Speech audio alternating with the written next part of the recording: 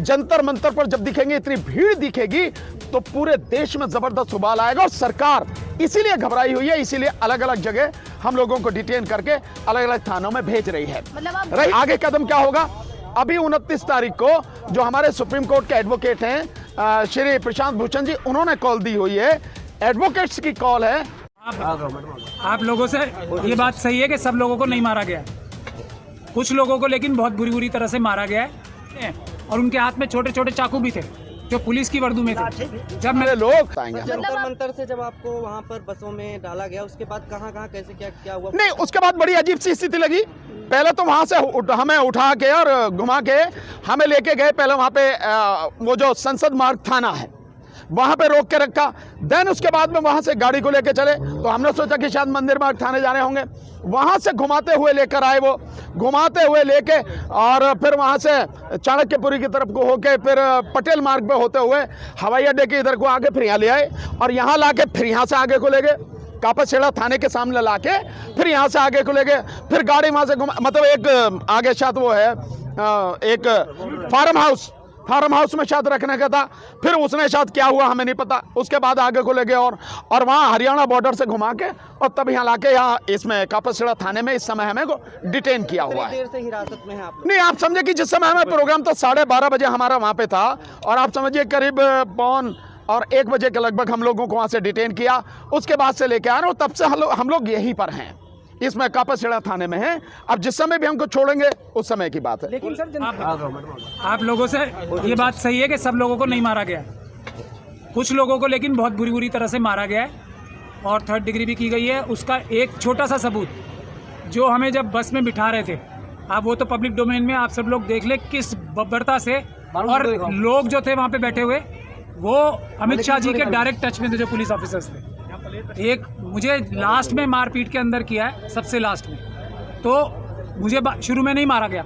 Last में बस में जब मैंने कहा कि मुझे ऑर्डर्स दिखाओ आप, मैं बिना ऑर्डर के नहीं जाऊंगा, और यहाँ पे पुलिस की वर्दी में दूसरे लोग भी हैं जो आरएसएस के गुंडे हैं और उनके हाथ में छोटे छोटे चाकू भी थे जो पुलिस की वर्दी में थे। जब मैंने ये बताया उनको तो वो फ़ोन मुझे तब तक 3rd डिग्री या मारपीट नहीं की गई थी। उसके बाद एक और बड़े अफसर ने, एसीपी थे, उन्होंने किसी से बात की फ़ोन पे। उसके आने के बाद जिस जानवरों की तरह धक्के देकर और मुझसे मारपीट करके मुझे अंदर किया गया है, और उसके बाद क्या क्या हुआ होगा वो तो उसका सबूत नहीं है, मैं नहीं बोल रहा हूँ। अंदर भी, यहाँ भी पुलिस स्टेशन के अंदर यहाँ पे धुआं जला दिया था। हमें जहाँ बिठाया गया, एक तो चेयर्स ही नहीं थी, मुश्किल से 7-8 चेयर्स थी, और इतना लंबा यहाँ पे एक वहाँ पे धुआं करा गया जैसे पराली जलाते हैं। हम लोगों की सांस घुट रही थी, पानी नहीं दी गया। ये तो राजेंद्र पाल गौतम ने अपने कुछ साथियों से यहाँ पे पानी और चने मंगवाए हमारे लिए खाने के लिए, वरना हम लोग तो प्यास से ही मर जाते।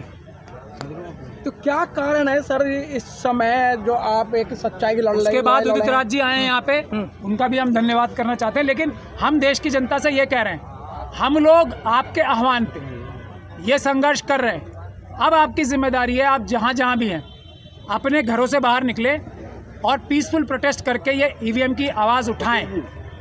ये जिम्मेदारी है हर एक नागरिक की, कि किसानों की आवाज़ उठाना, जो यूनिवर्सिटी में हमारे जो बच्चे और प्रोफेसर्स लड़ रहे हैं उनके लिए आवाज़ उठाना, और ख़ास तौर पे सब लड़ाइयों की जड़ जो है, सब जो प्रॉब्लम्स का हल होगा वो ईवीएम से होगा।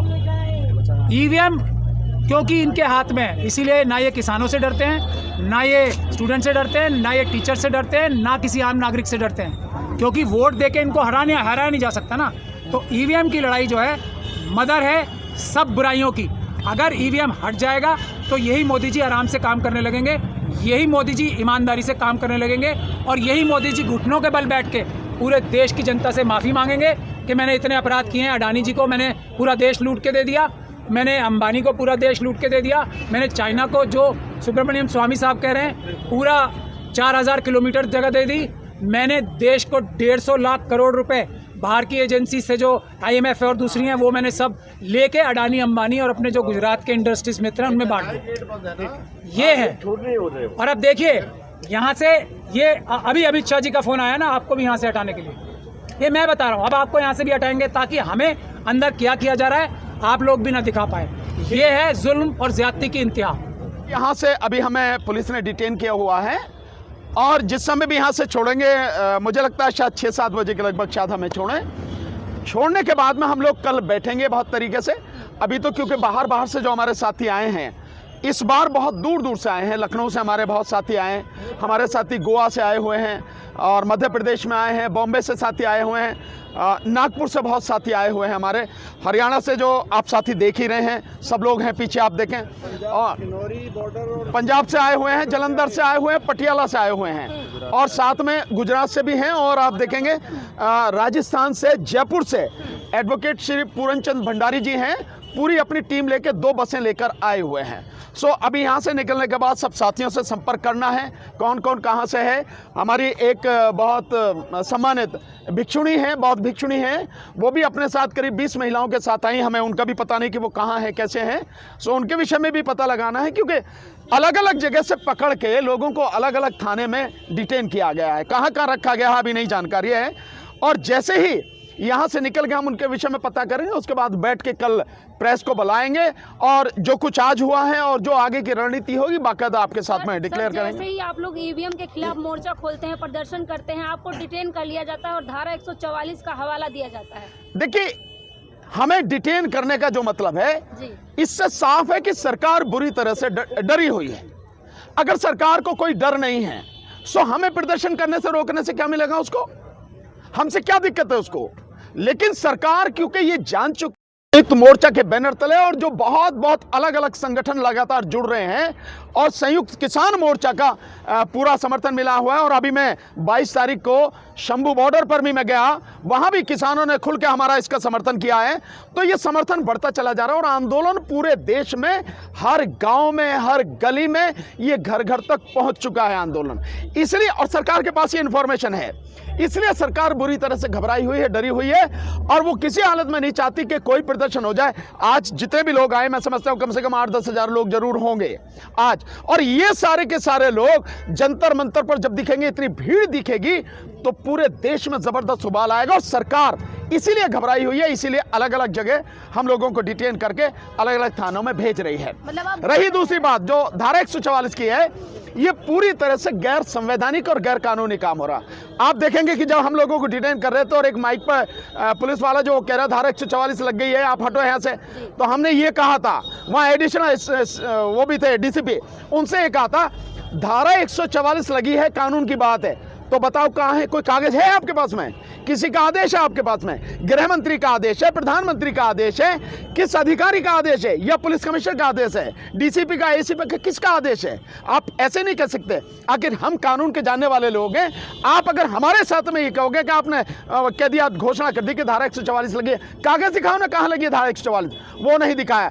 इसलिए जो हमें रोका गया है, हमारी जो डिटेंशन है ये पूरी तरह से गैर संवैधानिक है, गैर कानूनी इलीगल डिटेंशन है, पर इसका भी इंतजाम करेंगे, चिंता करने वाली कोई बात नहीं है। धारा 144 संविधान से ऊपर नहीं हो सकती और धारा 144 का आप हवाला देके संविधान का गला नहीं घोट सकते आप। ये जो काम कर रही है पुलिस के माध्यम से, जो सरकार काम करा रही है, लड़ेंगे इसके लिए। अगला कदम क्या होगा? आप जिस तरह से सभी वकील मिलकर प्रदर्शन कर रहे हैं, तो सरकार अपनी तरह से कार्रवाई कर रही है, आप सबका अगला कदम क्या होगा? देखिए, हमारा प्रदर्शन जो है पूरे देश में लगातार चल रहा है। जैसे मैं अभी आपको बताऊं, मैं आया हूं, जो परसों में आया हूं, मैं बल्कि कल मैं आया हूं, सो मैं साउथ दक्षिण भारत में होकर आया हूं, वहां जबरदस्त तरीके से उबाला, पूरा दक्षिण भारत इसका विरोध करेगा, ईवीएम घुस नहीं पाएगी। गांव गांव में मैं आपको बता रहा हूं, पंजाब में नहीं घुस पाएगी, हरियाणा के साथी खड़े हैं, हरियाणा में नहीं घुस पाएगी ईवीएम, जो भी ये सारी की सारी चीजें कर रहे हैं। तो ये सब कुछ पूरी तरह से गैर कानूनी और गैर संवैधानिक ये सारा का सारा काम। आगे कदम क्या होगा? अभी 29 तारीख को जो हमारे सुप्रीम कोर्ट के एडवोकेट हैं श्री प्रशांत भूषण जी, उन्होंने कॉल दी हुई है, एडवोकेट्स की कॉल है, वो होगा। देन उसके बाद में आगे जो भी होगा